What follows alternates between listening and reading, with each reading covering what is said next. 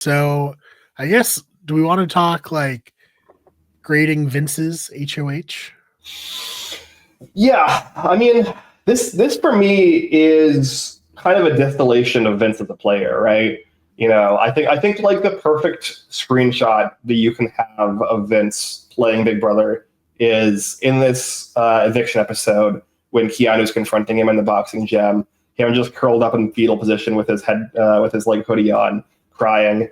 And like half of it is real, half of it is put on, and like you really cannot, discern the boundaries between him being like having a legitimate emotional meltdown and like really like playing up him being upset in order to try to emotionally manipulate people, because like it's really hard to tell. Like that's the one thing that Vince is good at, is like emotionally manipulating people using pity as a weapon. Yeah, he's a top tier emotional gaslighter. We've established that, and he might be doing it all the way to the bank. So we'll see. Yeah. I think the big, I feel like the like obvious first level question about Vince's HOH is, should he have put Rachel on the block, or was getting Kat out here correct?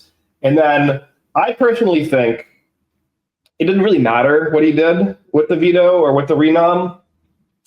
His issue with the HOH was all the things he did before and after the veto ceremony, where he was like oscillating back and forth between the two decisions for so long that he like almost got the worst the worst outcome from both of them, like the worst consequences from both of them.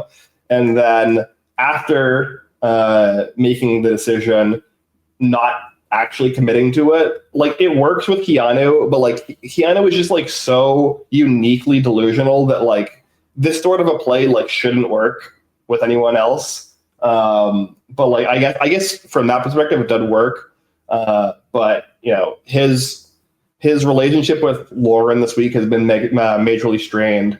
Obviously his relationship with Kelly is basically completely over. So like while he did kind of pick the side of the judges by the end of the week, the journey to get there was so fraught that he like could have gone to the same destination with way less, blood, with way less people being upset, and with also way less of making people like Rachel feel discomforted by you having to be like, convinced over and over again by people staying up into the wee hours of the night up until the final moment before the veto ceremony, Rachel making the pitch to him to not put her on the block. Like that's not like engendering a lot of trust with this alliance that you've basically burned your game to work with. So yeah, I think that it's not the decisions that he made, it's how he made them for me that was the issue with his HOH. Yeah, it's just really messy gameplay. Yeah, so that's the slogan of the season, I would say. Messy gameplay. Yeah, and not only messy gameplay, just like unnecessarily messy. It's not like, I don't know. He could have had an easier week, like you said. And the fact that he didn't just goes to show that like he's not the best player, but the fact that he's not in the worst position ever shows how kind of bad and messy the whole house is, Yeah, I agree. I do think at this point he is the worst positioned of the 5 judges to win the game, but that still puts him in the top half of potential players to win. Like there's 10 people in the house at this point, and I think only 5 of them have like any realistic win equity, and it's the 5 judges. So like, with that in mind, he's still like more likely to win than at least half the house. So he's at least doing something sort of right? Or at least everyone else is doing something way worse, which is, I would say, a little column A, a little column B. But yeah, I think right now we're kind of looking at a scenario where Vince's HOH and the way he handled it was like really detrimental for his game, but really, really good for Morgan's game. And Morgan has had like one of the craziest kind of like bounce backs of like any player that I've seen in recent years. Like the closest I can think of is like week 3 Big Brother 24 Taylor in terms of like complete bottom of the house to top of the house at like the like snap of a finger. Where like she was 1 vote away from being evicted last week in a vote that basically flipped last second, like during the eviction. And now she's arguably the most likely winner of the season in literally less than a week. That's how crazy this season is.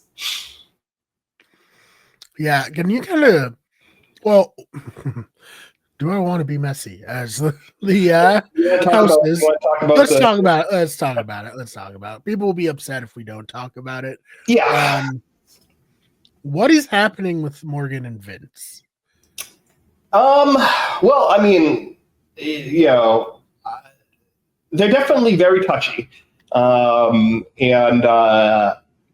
you know, I know that, or I think earlier today, Vincent's girlfriend came out and was not very happy on Instagram. And, you know, Vince earlier in the season, when talking to the cameras, insinuated that his girlfriend Kelsey would not have an issue with him basically using flirting as a strategy. He talked about this like back in like week 2 or 3 when he had a camera talk in the backyard, where he basically said that his strategy with Rachel is to play to her ego, and his strategy with Morgan is to flirt with her, and that, you know, his girlfriend would be okay with that.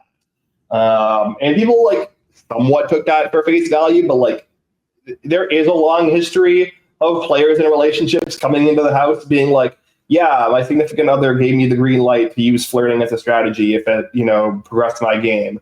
And it turning out to not necessarily be the case, and it kind of just being an extrapolation of like a larger thing. And yeah, I mean, his girlfriend did come out today and say like, no, I did not give him permission to use flirting as a strategy. And, you know, it feels like the vibe is that, you know, they had a conversation about the boundaries headed into the house, but then also there was like this layer of like, you know, go in there and win the money, do what you got to do. And like that was like warped into some kind of implicit, you know, allowance in Vince's mind, or he's just like, you know, either lying to us or he is lying to himself in order to justify his actions.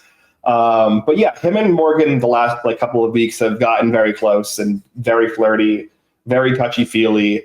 A lot of rubbing and cuddling and laying in bed together and the sort. So, you know, it's something to keep an eye on. Yeah. I hope the have not room, you know, we have a firm anti-cheating stance, I think, you know. So we'll see how that plays out in the, you know, when the season finally ends. But yeah, it is interesting because I legitimately don't know where the like gameplay ends and like the actual like emotions begin, because I do think for both of them, like this started as them using this as a strategy to try to manipulate each other, and I think we've kind of passed the line now where that's the case. But we'll see. Yeah, it feels just like a little too frequent and too like actually intimate for it to just be like a casual thing. Like, I mean, we see it all the time in the Big Brother house. People like laying all over each other, but it's like, I don't know. Maybe it's just like you're stuck in a house with these people for months and there's nothing else to do other than talk.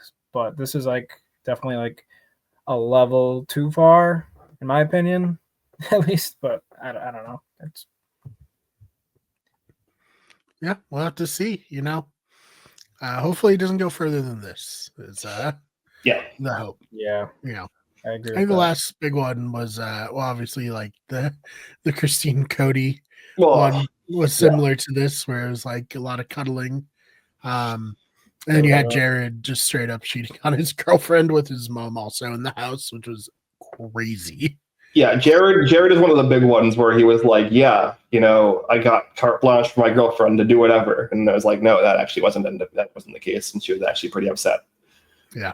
So, oh man, but yeah, I mean, I guess it's good for Vince from a game perspective in that Morgan's very loyal to him. And when we get down to it with this side of the house, Morgan and Vince will probably be pretty good at the comps.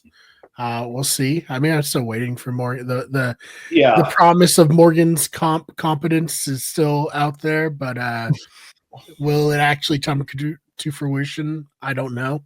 But at least Vince has proven that he's good at competitions.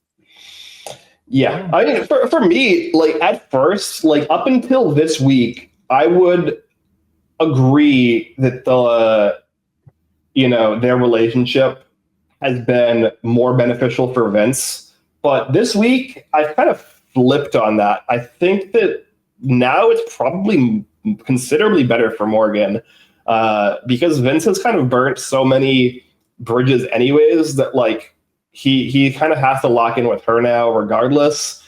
And this HOH week, as we said, was not super great for him, mostly because of his own fault, but like, just in general, just because of his position in the game and how he's chosen to play it.